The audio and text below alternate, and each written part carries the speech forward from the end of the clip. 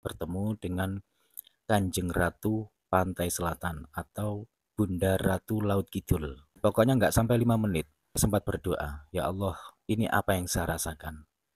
Jika belum sempat saya memejamkan mata, tiba-tiba ada sosok wanita bermahkota yang dipakainya itu sepertinya terbuat dari di depan saya. Dijentikkanlah begini, sepertinya itu di sini ada sebuah dan itu sangat jelas sekali yang benar-benar terjadi, tidak melalui mimpi secara langsung dan itu nyata. Assalamualaikum warahmatullahi wabarakatuh. Salam hormat, salam santun buat teman-teman semuanya dimanapun berada. Jumpa lagi bersama saya. Di video kali ini saya akan bercerita karena tadi saya itu pas membuka HP, melihat-lihat tontonan-tontonan di YouTube, membuka-buka. Pas kebetulan saya buka itu yang muncul di beranda saya itu kok yang mengkisahkan kisah nyata yang dialami oleh seseorang yang pernah berjumpa atau yang pernah bertemu dengan Kanjeng Ratu Pantai Selatan atau Bunda Ratu Laut Kidul. Jadi saya teringat beberapa tahun silam saya bekerja di sebuah rumah makan yang berada di Surabaya. Singkat cerita, waktu itu pas pukul setengah 12 malam, itu sudah waktunya tutup. Setelah tutup, ya saya membersihkan diri, cuci tangan, cuci kaki, dan beres-beres semuanya untuk menuju ke tempat tidur. Lalu tiba-tiba mendadak, sebelum saya tidur, saya mendadak merasakan sesuatu hal yang aneh atau sesuatu hal yang ganjil tidak seperti biasanya, tidak seperti malam-malam sebelumnya.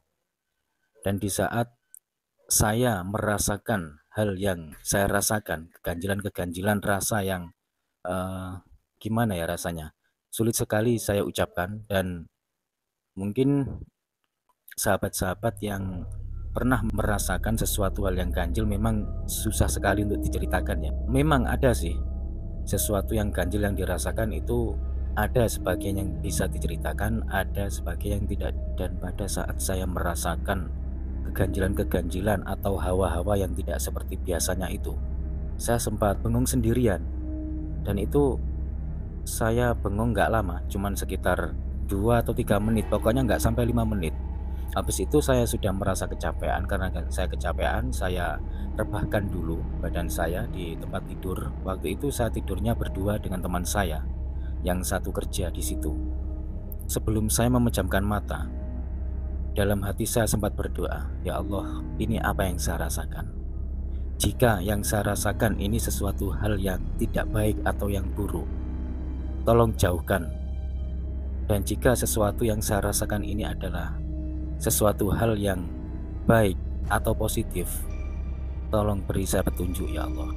Habis itu saya sambil berpikir sejenak, belum sempat saya memejamkan mata, tiba-tiba ada sosok wanita berbaju hijau, memakai selendang warna kuning, memakai mahkota. Menurut saya mahkota yang dipakainya itu sepertinya terbuat dari emas, mahkota bersusun. Seingat saya, ya bersusun 3, mahkotanya itu terbuat dari emas sepertinya, bersusun 3.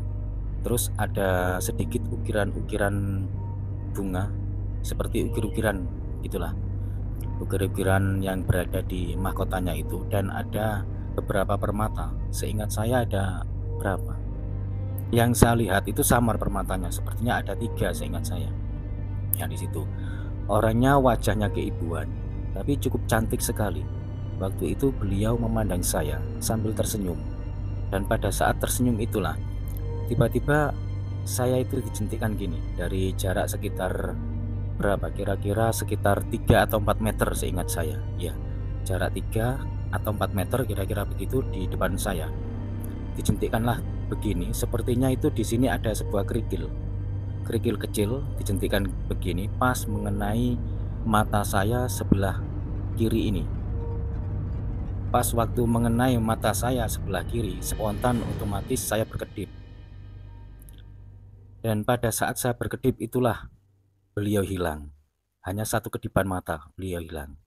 kenapa saya meyakini bahwa itu adalah Bunda Ratu Pantai Selatan atau penguasa Ratu Laut Kidul? Karena waktu itu, pada saat pas beliau tersenyum menatap saya, beliau itu sepertinya berkata-kata, meskipun bibirnya itu tidak berkata-kata, cuman tersenyum saja.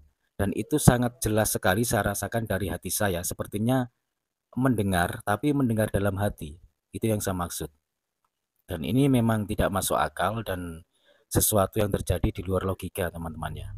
Mengatakan kepada saya bahwa beliau adalah Bunda Ratu Pantai Selatan. Dan entah kenapa, kok tiba-tiba saya didatangi sosok seperti itu. Dan kalau memang itu benar-benar Bunda Ratu Pantai Selatan, terus kenapa, ada hubungannya apa dengan saya?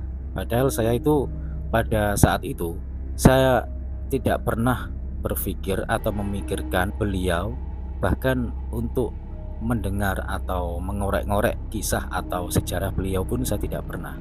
Makanya beberapa hari yang lalu saya juga bingung, sempat ingin sekali ke Pantai Selatan, merasa terpanggil. Itu juga ada apa, saya sendiri juga nggak tahu. Ini adalah sebuah kisah masa lalu saya yang benar-benar terjadi, tidak melalui mimpi, dan itu nyata-nyata terjadi pada saat terjaga secara langsung, dan itu nyata, 100% nyata. Seperti saya berbicara atau menghadap kepada orang. Katakanlah pada saat kita menghadap kepada orang, gimana sih ya, begitu kan. Intinya ya nyata, sangat jelas sekali, dan itu bukan mimpi, benar-benar terjadi. Waktu itu sudah pukul jam 12 lebih ya, kira-kira ya, sekitar, belum ada jam setengah satu sih, cuman jam 12 lebih lah.